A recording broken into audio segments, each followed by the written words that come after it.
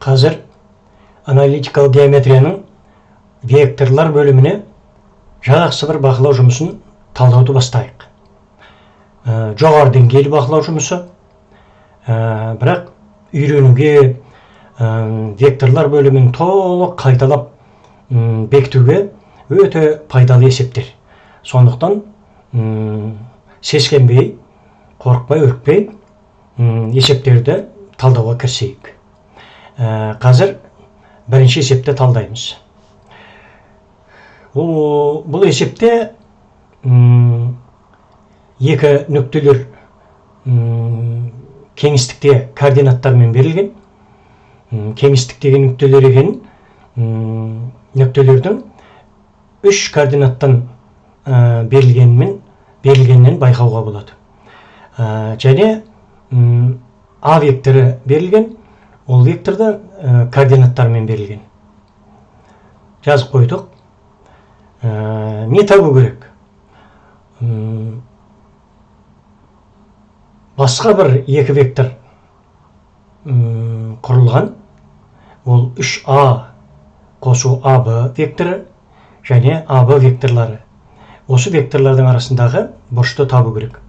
Түсініктірек болу үшін міне сызба сызып қойдым. Міне сызбадан көріп бірден түсінуге болатын сияқты.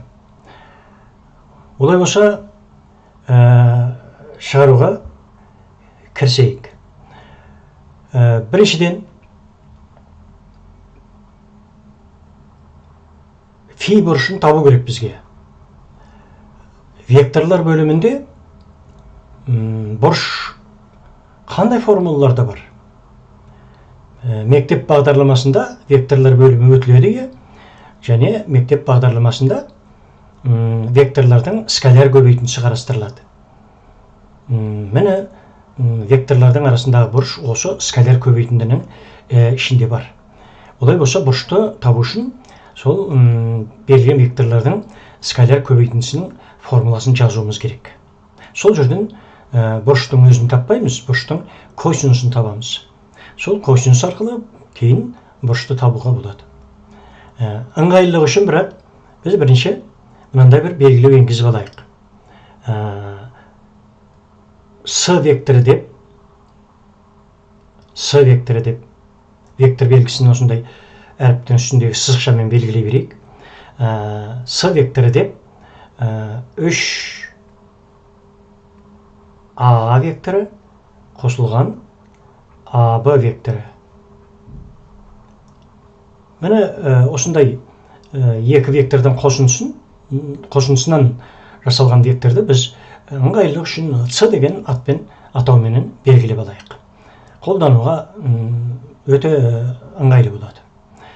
Сонда біз жаңағы айтқан скаляр көбейтіндімізді былай жазсақ болады сонда. С векторы менен АБ векторының скаляр көбейтіндісімен осылай жазылады. Міне. Бұл С векторының модулі менен оны осылай жаза салайық. АБ векторының модульдерінің көбейтіндісін сол екі вектордың арасындағы бұрыштың косинусына көбейткен тең. Яғни сызбадан көріп тұрмыз, ол косинус фи бұрышы болады. Бірден осы жерден бізге қажетті косинустың формуласын тауып қоя салайық. Косинус фи бұл жерден тең болады екі вектордың скаляр көбейтіндісін сол векторлардың модульдарының көбейтіндісіне бөлгенге тең. Көрініп тұр, фи бұрышын табу үшін бізге не керек екен? С векторы мен АБ векторының скаляр көбейтіндісінің сан мәні керек, және ол векторлардың модульдері керек бізге, сол модульдерінің көбейтіндісі керек. Сонда ғана біз косинус фиді есептеп таба аламыз. Енді біртіндеп суыртпақтай береміз енді. Біріншіден АБ векторының өзінің координаттарын тауып алайық. Бірінші мәселе АБ векторының өзінің координаттарын тауып алуымыз керек. Оны былай жазамыз. Бірден координаттарын көрсету үшін фигуралы жақша ала салайық. Фигуралы жақшаның ішінде векторлардың координаттары көрсетіледі. АБ векторының координаттары қалай табылады? Соңғы нүктенің координаттарынан бастапқы нүктенің координаттарын азайтсақ, онда осы вектордың координаттары шығады. Яғни алдымызда АБ нүктелерінің координаттары көрініп тұр. Солар арқылы біз қазір АБ векторының координаттарын былай жазамыз. Б векторының X координатасынан, яғни 7-ден А векторының X координатасына азайтамыз. 7-ден -5-ті азайтса, ол +5 болады. Осындай таңбаларға өте сақ болу керек. Бұл міне АБ векторының бірінші координатасы. Екінші координатасын табамыз. Б векторының Y координатасынан, яғни -1-ден А векторының Y координатасын азайтамыз. Ол -1 болады. Және Б векторының үшінші Z координатасынан 5-тен А векторының Z координатасын -3-ті аламыз. Сонда +3 болып кетеді бұл. Енді есептеп жібере салайық. Сонда АБ векторы былай жазу мүмкін. АБ векторын координаттар арқылы былай жазсақ болады. Сонда 12 бірінші координатасы, екінші координатасы -2, үшінші координатасы 8. АБ векторының координаттарын таптық міне. Ол белгілі болды. Бұл координаттар не үшін керек дегенде, АБ векторының модулін есептеу үшін керек болады. Және С векторы мен АБ векторының скаляр көбейтіндісін табу үшін керек болады. Яғни векторлардың координаттары ең маңызды бір мәселе.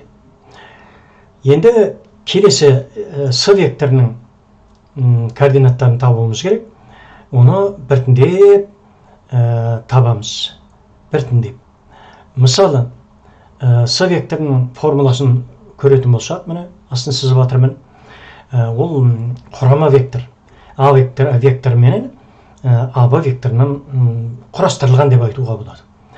Бірінші С векторындағы 3А векторын табуымыз керек. А векторын 3-ке көбейтетін болса, бұл енді А вектор болмайды. Бұл басқа вектор болады. Осыны бір түсіну керек.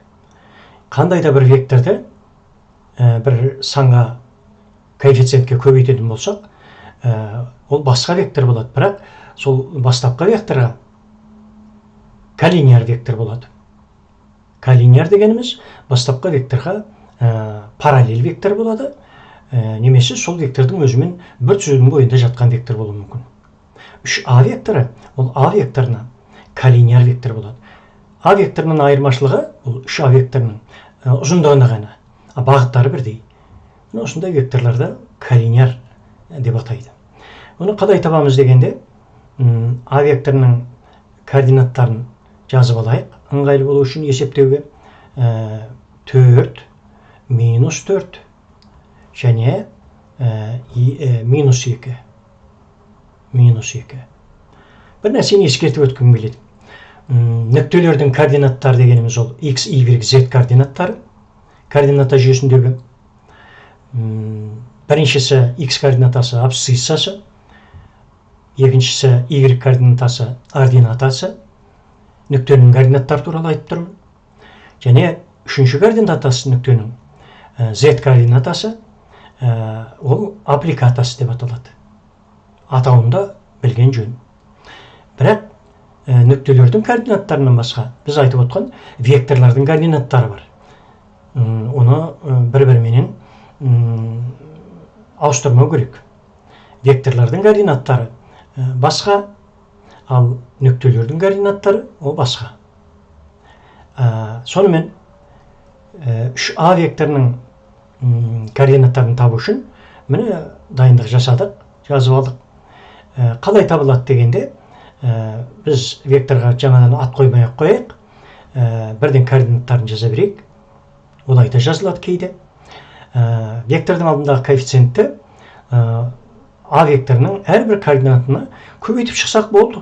Сонда жаңа коллинар вектордың координаттары шығады. Бұл өте жеңіл. 3-те 4-ке көбейтсек 12 болады. 3-те минус 4-ке минус 12 болады. 3-те минус 2-ке минус 6 болады. Бұл міне 3А векторының координаттары. Ол неге керек? Ол С векторын құрастыру үшін керек. С векторын табу үшін керек. С векторын табу деген оның координаттарын табу деген сөз. Біз С векторының координаттарын табуға әрекет істеп жатырмыз.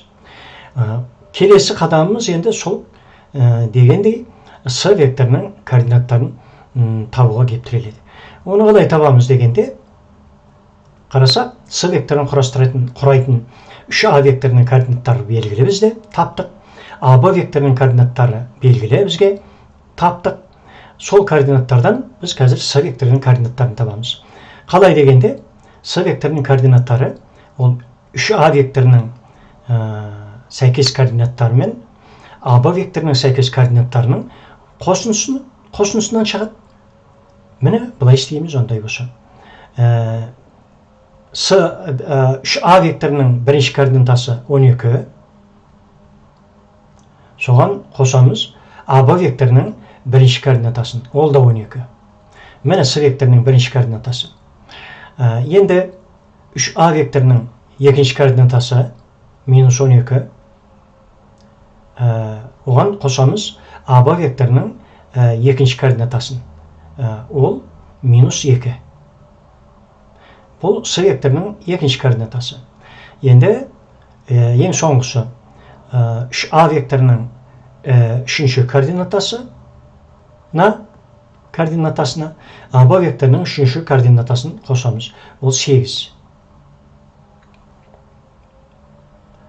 Есептеп жіберетін болсақ, онда С векторының координаттары мынандай болып шығады онда. Бірінші координатасы 24, екінші координатасы минус 14, үшінші координатасы 2 болады. Бұл бізде С векторының координаттары. Біз бірте-бірте өз мақсатымызға жақындап келе жатырмыз енді. Ал енді бастапқы бізге қажетті формулаға бір көз тастайық. Косинус фи керек бізге. Ол үшін С АБ векторларының скаляр көбейтіндісі керек біріншіден. Кейін С АБ векторларының модульдері керек. Олай болса біз дайынбыз. С векторы менен АБ векторының скаляр көбейтіндісін табайық енді.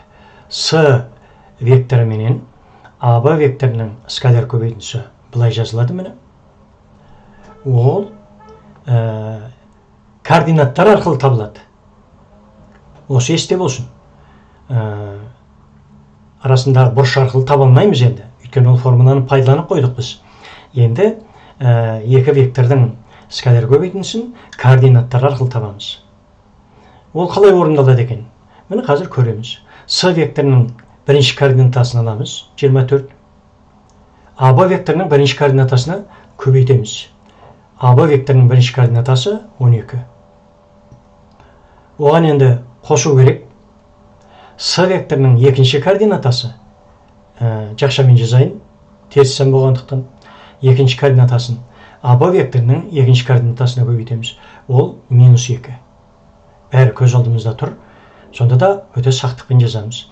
Және оған қосамыз С векторының үшінші координатасын АБ векторының үшінші координатасына көбейтіп. Міне, скаляр көбейтіндіні координаттар арқылы осындай формуламен табатынын еске түсірейік.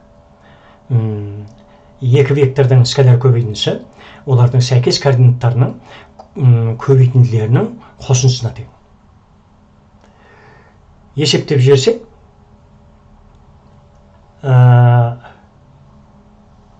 біз қазір үлкен сандарға өтеміз. Мен енді алдын ала есептеп дайындап қойдым уақыттан өту үшін. Сондықтан қазір мәнін бірден жаза салайын.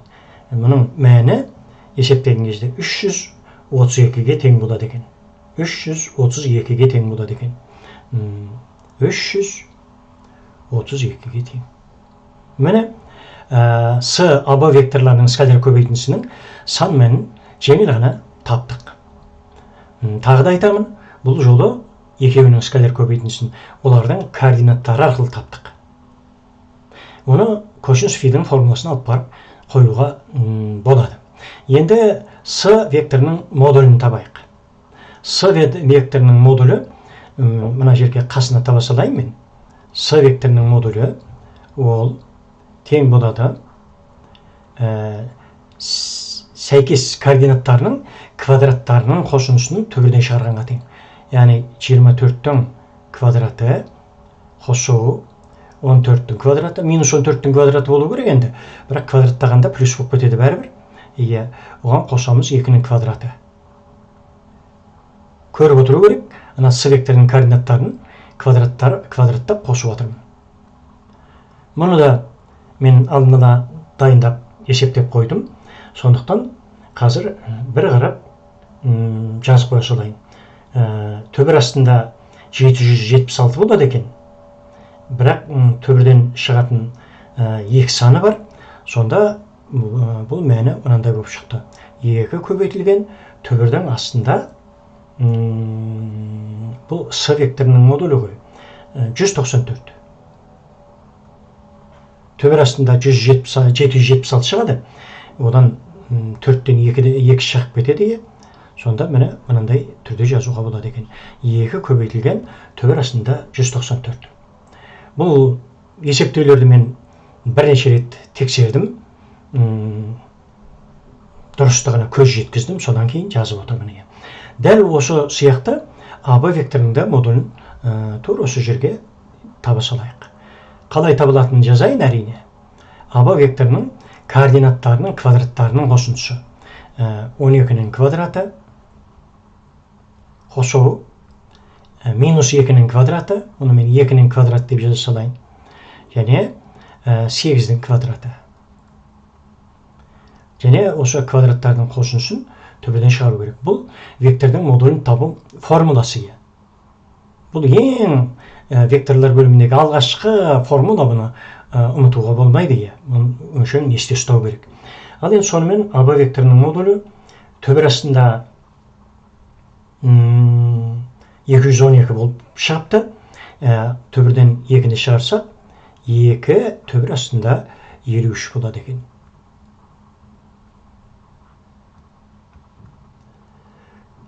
Екі вектордың да модульдері табылды. Екі вектордың скалар көбейтіндісі табылды. Олай болса, косинустың мәнін есептеуге дайынбыз енді. Сан мәндерді алып барып қояйық қазір. Косинус фи тең. Екі вектордың скалар көбейтіндісі 332. Салыстырып отыру керек мені алдымызда. Косинус фидің формуласы мына отыр мені. Скалар көбейтінде мені тұр мені. Ал модульдер оң жақта тұр. Бірінші С модулінің қоямыз. 2 көбейту 194 төбір астында. Және 2 көбейту төбір астында 53. Мұна 2 мен 2 4 болады. 332 мен қысқарып кетеді. Сонда алымында 83 болады екен. Көріп тұрғанымыздай бөлімдегі төбердің астында төберден шықпайтын сандар. Сол үшін 83-ті қайта төбердің астына кіргізіп жерсек, сол сандармен мүмкін есептеуге болатын шығар. Яғни мен мына жерін көрсетіп өтейін. Бұл есептеу амалдарының бір нюанстары. 83-тің өзін төбірдің астына қайта квадраттап кіргізіп жібереміз. Не үшін дегенде бөліміндегі сандармен мүмкін бірге есептеп, жоқтап болса да қысқартып есептеуге мүмкіндік болады. Мұны мен тексеріп көрдім. Жоқтап қана есептеуге болады екен, жоқтап қана шығаруға болады деген төбірден мен мынандай мән алдым. 0,182 тең. Косинустың жоқ мәні. Ал енді косинус арқылы бұрышты табу үшін радиус таблицасы керек болады. Немесе компьютерде мықты калькуляторларда косинусы арқылы бұрышты табатын, немесе бұрыш арқылы косинус табатын амалдар, мүмкіндіктер бар. Мен компьютердегі калькулятор арқылы косинустың мәнін тексеріп, қандай бұрыштың косинусы екенін алдын ала анықтап қойдым. Сондықтан мен енді уақыт жібермей оны жаза салайын. Осылай тексерген кезінде фи бұрышы косинусы бойынша тапқан кезде менде мынандай болып шықты. Жоқ, шамада бұл 39 градус екен. 39 градус екен. 40 градус деуге де болатын шығар. Болды, міне есептің жауабы берілген векторлардың арасындағы сызбадағы фи бұрышы 39 градусқа тең екен.